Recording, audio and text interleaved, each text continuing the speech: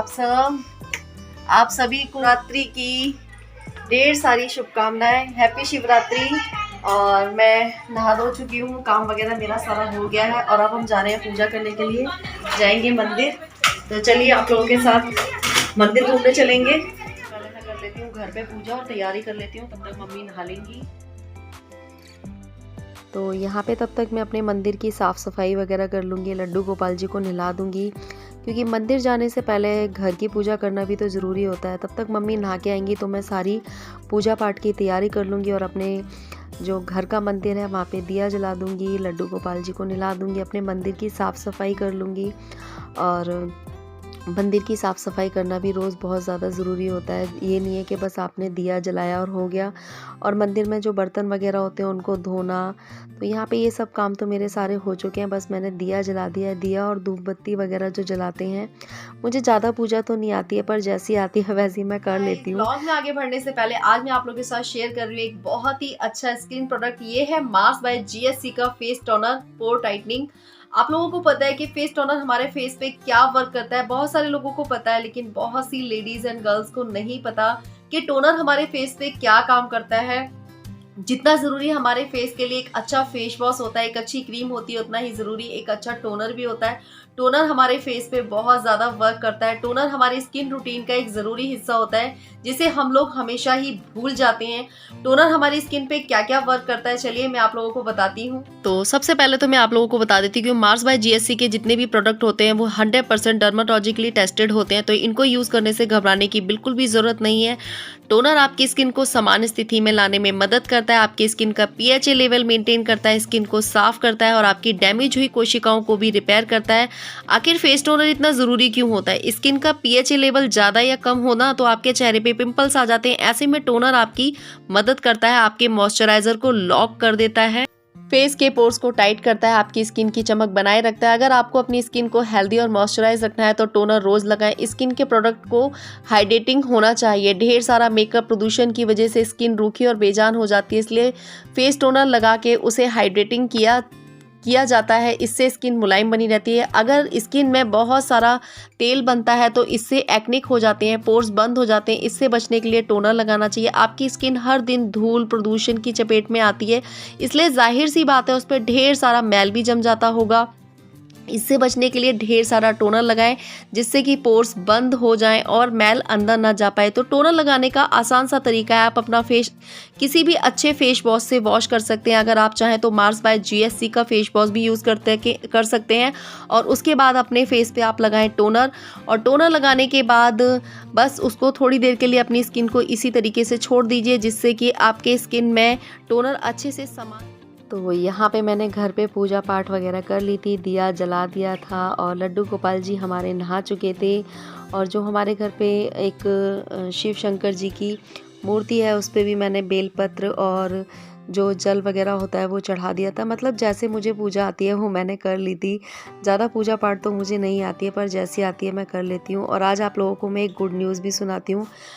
पिछली साल इन्हीं दिनों, मतलब मैंने शिवरात्रि से 2 दिन पहले अपने चैनल को मोनेटाइज़ के लिए भेजा था, तो शिवरात्रि वाले दिन ही मुझे पता चला था कि मेरा चैनल है वो मोनेटाइज़ हो गया था। तो मुझे यूट्यूब पर आए हुए एक तरीके से पूरा 1 साल हो चुका है शिवरात्रि वाले दिन, क्योंकि जब हमारा चैनल जिस दिन से मोनेटाइज़ होता है उसी दिन से ऐसा माना जाता है कि हमारी जो जर्नी है वो यूट्यूब पर स्टार्ट होती है। तो बस ये सोचिए कि शिवरात्रि वाले दिन से लेके और आज शिवरात्रि वाले दिन तक मुझे YouTube पर पूरा 1 साल हो चुका है। तो मैंने यहाँ पे मंदिर जाने की पूरी तैयारी कर ली थी और यहाँ मैंने भगवान जी की पूजा पाठ जो भी होती है मुझे जैसी आती है वैसी मैंने कर दी थी। और ये मैंने ग्लास में दूध भी रख दिया था। और ये हमारे जो जल चढ़ाने के लिए लोटे में पानी, दूध और गंगा जल और चीनी, वो फूल, ये सब चीज़ें डालते हैं ना, वो मैंने डाल ली थी। तो बस यहाँ पे मैं तैयारी कर चुकी थी और मम्मी तैयार हो गई थी। तो हम लोग मंदिर जा रहे थे, तो मम्मी बोली कि शौर्य को भी बुला लो, शौर्य भी 1 लोटा जल चढ़ा देगा। सुबह से कह रहा था कि मम्मी मैं भी व्रत हूँ, लेकिन जहाँ 10:30 बजे वहीं पे मम्मी मेरे को भूख लग रही है, तो मैंने कहा अभी मैं मंदिर चलूँगी तो मंदिर में चल के पूजा कर लेना, फिर आके तुम दूध पी लेना।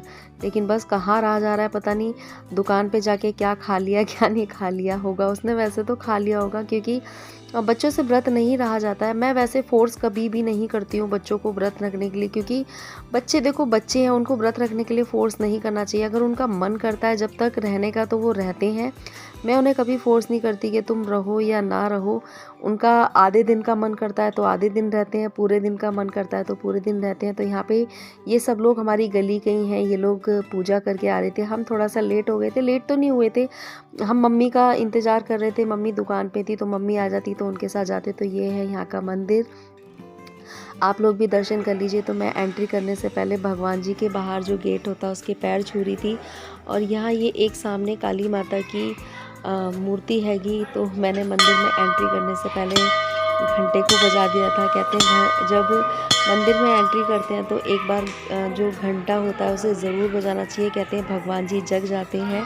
तो वैसे तो जगे ही हुए हैं। आज भगवान जी की पूजा करने के लिए इतने सारे उनके भक्त आ रहे हैं। तो मम्मी घंटे तक नहीं पहुंच पा रही थी, फिर भी उन्होंने बजा दिया था। तो अब परी बजाने लग गई थी। तो बस हम लोग जल चढ़ा देंगे और पूजा पाठ कर लेंगे। आप लोगों ने किस किस तरीके से पूजा करी है मुझे कमेंट करके ज़रूर बताना।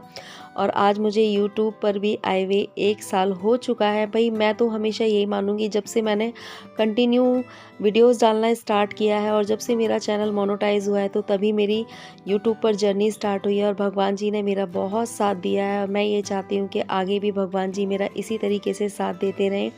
और आज पता है मैं जब इस वीडियो की एडिटिंग कर रही हूँ ना, तो मुझे ऐसा लग रहा है कि आज मैंने साड़ी पहन रखी है ना, तो आज परी के पापा होते तो वो बहुत ज़्यादा खुश होते। जब मैं साड़ी पहनती थी ना, मतलब उनको ना मेरे पे साड़ी बहुत ज़्यादा अच्छी लगती थी। वो कहते थे कि तू साड़ी में ही अच्छी लगती है। तो मैं जब भी साड़ी पहनती हूँ ना, मुझे उनकी बहुत याद आती है। और सच में मुझे ना सबसे अच्छा जो पहनावा है वो साड़ी ही लगती है। आप चाहे कोई भी कपड़े पहन लो, लेकिन जितने सुंदर आप साड़ी में लगते हो ना, शायद ही किसी कपड़े में लगते होगे। तो मेरी इस बात से कौन कौन एग्री करता है मुझे कमेंट करके ज़रूर बताना। तो यहाँ पे मम्मी पूजा कर रही थी और ये भी जो खड़े हुए हैं ये भी हमारे गली के लोग ही थे। तो परी, मम्मी और शौर्य पूजा कर रही थी। तो मैंने कहा लाओ थोड़ा सा मैं ही शूट कर लेती हूँ।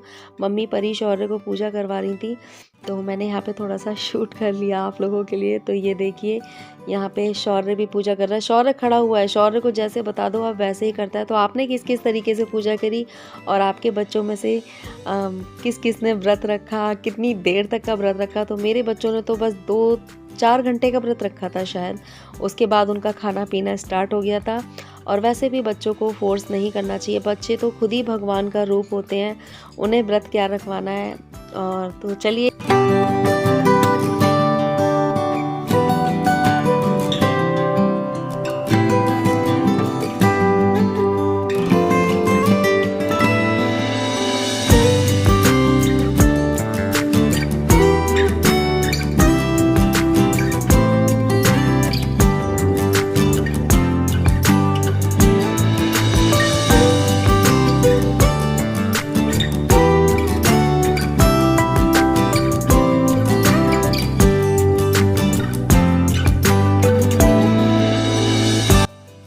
तो यहाँ पे मम्मी परी शौर्य ने कर ली थी पूजा। मैं रह गई थी तो मैं भी अपनी पूजा कर लूँगी क्योंकि जब वो लोग पूजा कर रहे थे तो मैं शूट कर रही थी। और बस अब मैं पूजा कर लूँगी। और ये भी हमारे गली की हैं, ये भी पूजा कर रही थी यहाँ पे।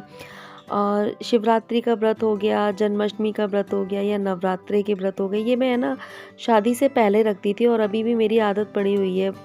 नवरात्रों के व्रत थे वो मैं 9 रखती थी शादी से पहले, लेकिन उसके बाद शादी के बाद आप लोगों को पता ही है बच्चे वगैरह हो जाते हैं तो शरीर में इतनी ताकत नहीं रहती है। तो मैं पहला और आखिरी नवरात्रि का भी रखती हूँ, जन्माष्टमी का, शिवरात्रि का, ये व्रत मैं हमेशा से रखती हूँ।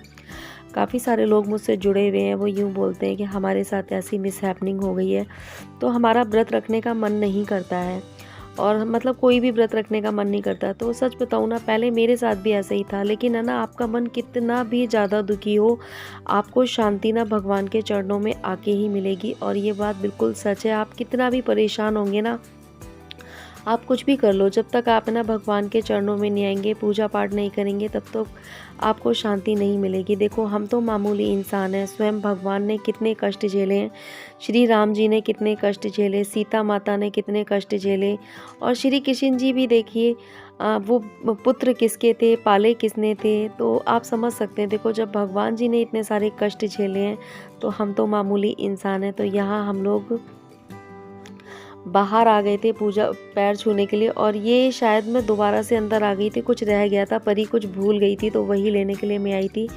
तो चलिए अब हम चलते हैं घर, और मंदिर की पूजा हमारी हो चुकी है। हमारे पास में हमारी गली के थोड़ा सा आगे जाके ये मंदिर, और हमारे पास में और ज़्यादा मंदिर नहीं हैंगे।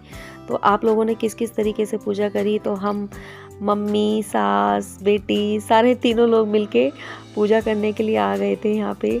तो हमारी पूजा पाठ हो चुकी है, अब घर चलते हैं। घर चल के देखो परी को, देखो किस तरीके से भाग रही है, और शौर्य का तो पता ही नहीं है कहाँ है। तो यहाँ पे मैं ताला लगा के गई थी घर पे, क्योंकि घर पे कोई था नहीं। तो यहाँ पे मम्मी जल चढ़ा रही हैं, घर मतलब मंदिर से आने के बाद ना जल चढ़ाते हैं इस तरीके से, और यहाँ पे ना थोड़े से सतिये बनाते हैं। पता नहीं, मम्मी बताती हैं कि मतलब जब भी शिवरात्रि पे पूजा करके आते हैं ना तो बाहर चौखट पे सतिये बनाते हैं। तो परी बना रही थी सतिये, और इसमें ना गुड़ का जो गुड़ होता है ना, गुड़ हो गया या घी हो गया, इसको भी लगा देते हैं। तो ये परी सतिये बना रही है। आप लोगों के यहाँ भी ऐसा होता है मुझे कमेंट करके ज़रूर बताना, पर मम्मी हर बार ऐसा बनवाती हैं। और अब तो होली आने वाली है, होली पे भी कितनी सारी तैयारियां होंगी, है ना।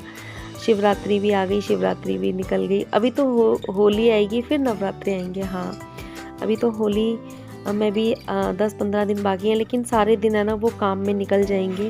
तो पूजा वगैरह हमारी हो चुकी है, अब बना लेते हैं हम थोड़ी सी चाय। और आज परी ने भी व्रत रखा हुआ है और खाना मांग रही, कह रही व्रत का खाना बनाओ।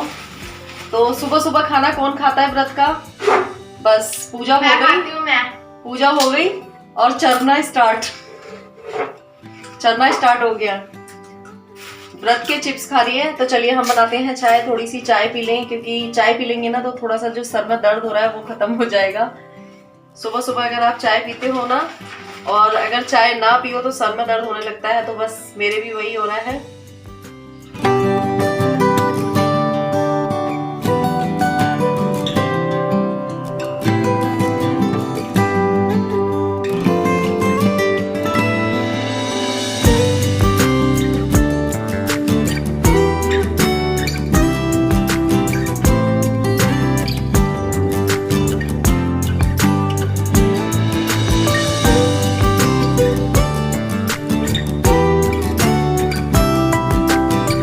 रखा था और अब नहीं है ना। अब क्या हो गया, यहाँ से हट जा, यहाँ से